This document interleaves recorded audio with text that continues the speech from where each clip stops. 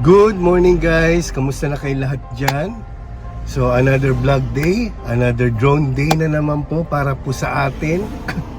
At masaya ako dahil meron na naman po akong ma-share sa inyo. Yan, medyo husky lang po yung boses ko dahil itong mga nakarang araw nag-uulan po dito sa Japan. Thursday, Friday, yan, medyo bumaba na naman po yung temperature dito at lumamig. Kaya tinamaan po yung lalamunan natin. Pero okay naman ako guys. At itong mga nakarang araw din, ang lakas din ng kapunsyo ko. Pero okay naman ako guys. So yun na nga,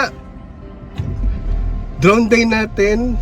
So iti-take ko po itong opportunity na to para paliparin na naman ang ating DJI Mini SE.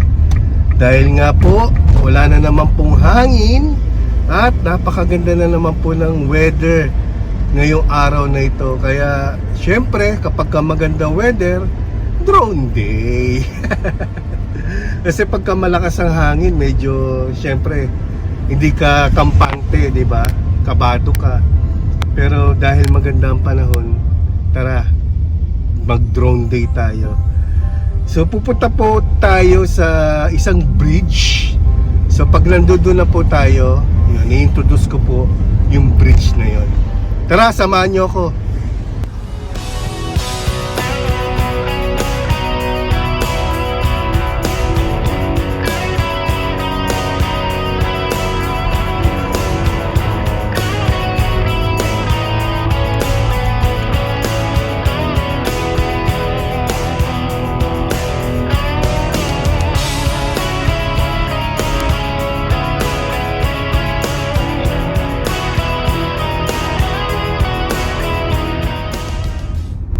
Okay guys, malapit na tayo doon sa pupuntahan natin. At kung napapansin niyo po, dala ko rin po yung bike ko dahil kakailangan din po natin yan. So gusto ko lang pong i-take tong opportunity na pasalamatan kayo sa patuloy niyo pong pag-support sa channel po namin, lalo na po yung mga drone day po natin. Talagang nagkaroon ako ng motivation nung time na naayos po yung drone natin. Kasi nung time na sira siya, parang tinamlay po talaga ako, honestly. Parang ang dami kasi mga gandang lugar dito sa Japan na pwedeng mag-capture ng drone. Pero nung nasira yun, para talagang ano magagawin ko. Pero nung naayos siya, kaya ginag ko talaga yung opportunity na i-share sa inyo. Marami akong gustong i-share sa inyo, lalo na kapag ganitong season na mainit na, medyo painit na. A few moments later. Okay guys, nandito na po tayo malapit do sa lugar na pupuntahan natin. At kung napapansin nyo guys, dala ko po yung bike ko. So ibig sabihin from here, kakailanganan natin need na natin mag-bike para mapuntahan yung lugar na yun. So nakipark lang ako ngayon dito sa Family Mart. At very quick lang ito kasi dahil gustong gusto ko talagang i-capture to noon pa. Noon pa talaga guys, gusto ko talagang magkaroon ng moment dito gamit yung ating drone na DJI Mini SE. So di ko na po papatagalin dito habang maganda ang panahon. Kung mapapansin nyo, ang ganda ng panahon ngayon, baka biglang humangin or biglang umulan. So hindi ko na papatagalin to, i-capture na natin itong lugar na to.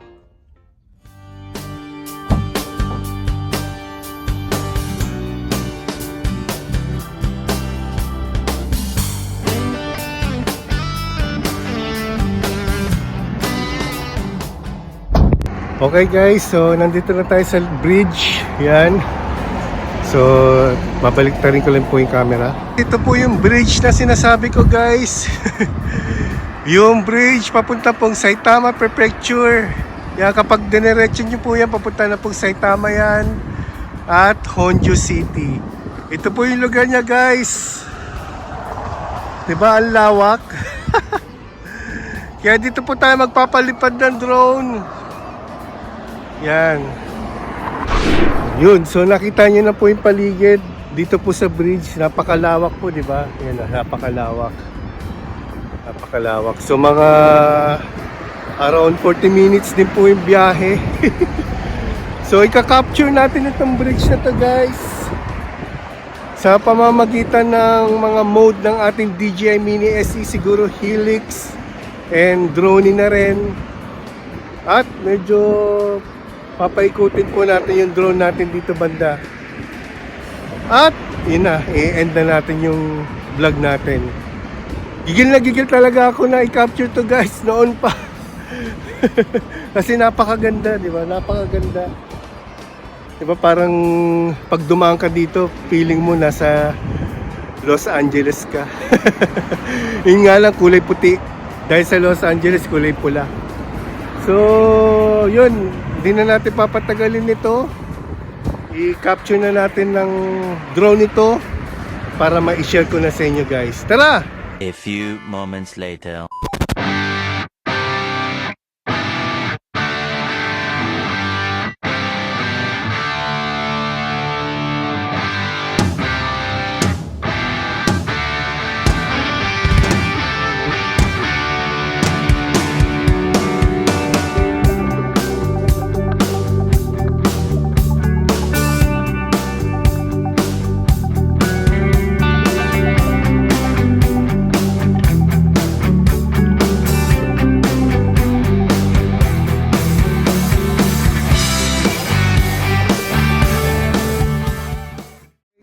So, nakapag-helix tayo.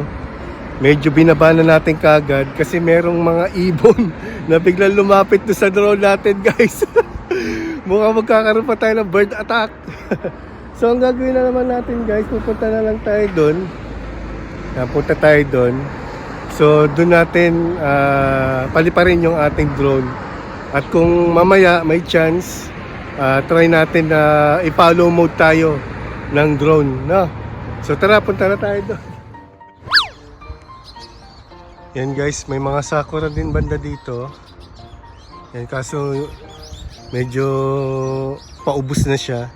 At kung mapapansin nyo, may mga green na yung mga ibang mga dahon niya. Pero maganda pa rin syempre. So nandito na tayo guys. Ayun yung bridge. So mamaya babalikan natin yan. So mag-try lang muna tayo mag-capture banda rito.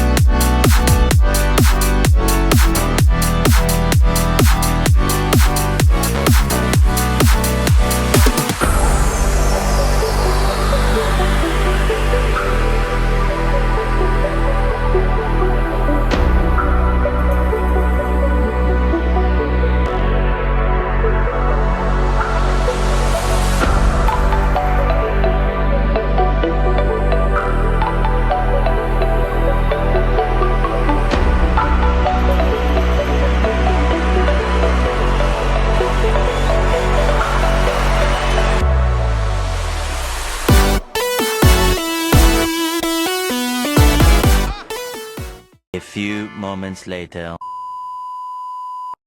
Okay, tapos na natin ilibot yung ating drone dito. Nag-iingat lang ako kasi may mga ibon na agresibo eh. Talagang pag parang nakikita nilang there's something new, talagang pilit nilang lalapitan kaya agad kong binababa. Pero nakita niyo naman guys na kinapture natin itong bridge na to guys. I hope na nagustuhan nyo at nakita nyo rin guys yung kagandahan banda doon, no? So, another ano na naman po sa akin, stress reliever. Kasi nga po, matagal ko na talagang gustong i-capture itong bridge na to. So, ano pa bang pwedeng gawin dito? Try natin na i-capture ulit itong bridge na to sa pamamagitan po ng mode na bird's eye, no? Yung nakababa yung kanyang lens para makita po yung mga dumadaan na sasakyan doon, no? O hawk eye ba yun? Or bird's eye, eagle's eye, kaya na pong bahala.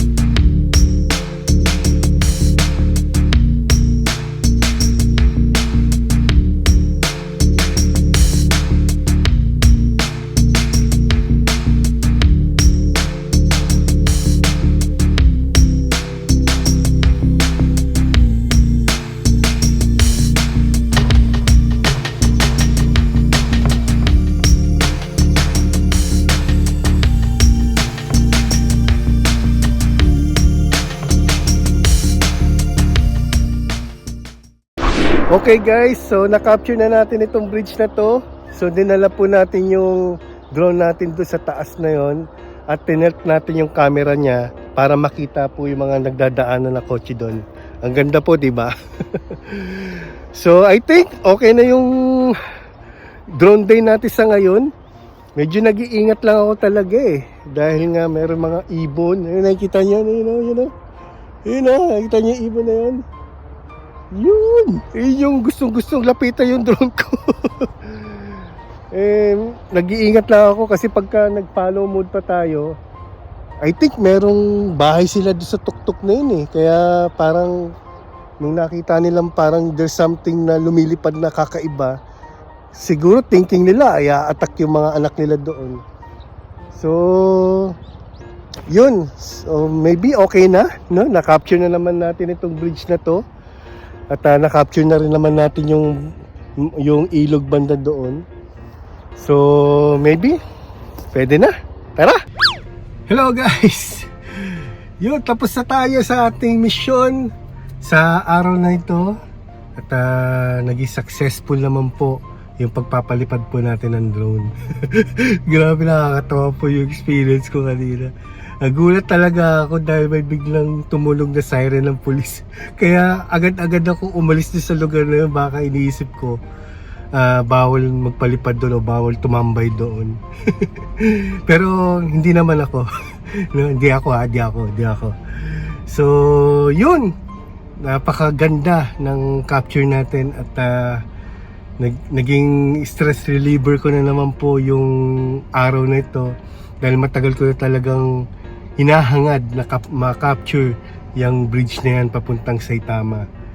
So ngayon pauwi na tayo guys.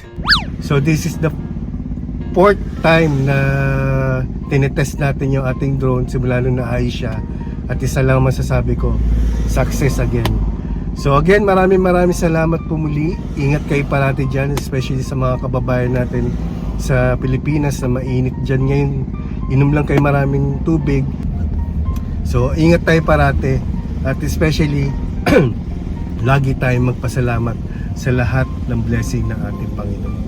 So again, maraming salamat po. See you again sa another vlog day natin, especially sa drone day natin. At paulit-ulitin ko lang po ulit, kung bago po kayo dito sa channel namin, huwag na po kayong mahiya na i-click yung subscribe button dyan sa baba at i-click all nyo na rin yung bell, no, para lagi kayong updated. So again, maraming salamat po. See you again.